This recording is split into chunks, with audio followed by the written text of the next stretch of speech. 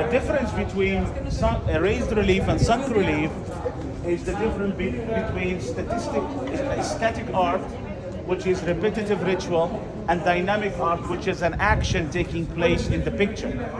It's very much like in modern times we try to make third dimension give depth, so it would give a sense of motion. And how to reach depth, make them raised relief and more dynamic, and you will see that is happening here. So they have to scratch around the figure and chisel around the figure and expose the figure, right, by chiseling all the surrounding, which is much harder than that. Especially harder if you are going to write hieroglyph. Oh, gee. Which is really, look at the difference between here is much easier to do, right? This is sunk relief, and here is really very difficult to do because, cool, how long are you gonna take that to chisel outside and to remove all the debris from outside, right? You see here the god Horus and with Sekhmet, they are granting the Ankh.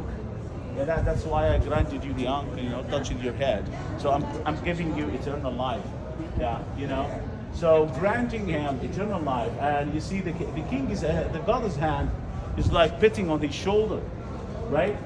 While Sekhmet with her other hand, she's impressing the king from the back with her hand, while in the back here Hathor is also tapping on his shoulder, while the other hand from God Thought, God of Wisdom, is doing the same thing. So he's receiving the blessings, right, from all the groups of the gods, right? One of the interesting things in the Egyptian art is the exposure of the 5 elements. Usually the art in ancient Egypt is a profile art.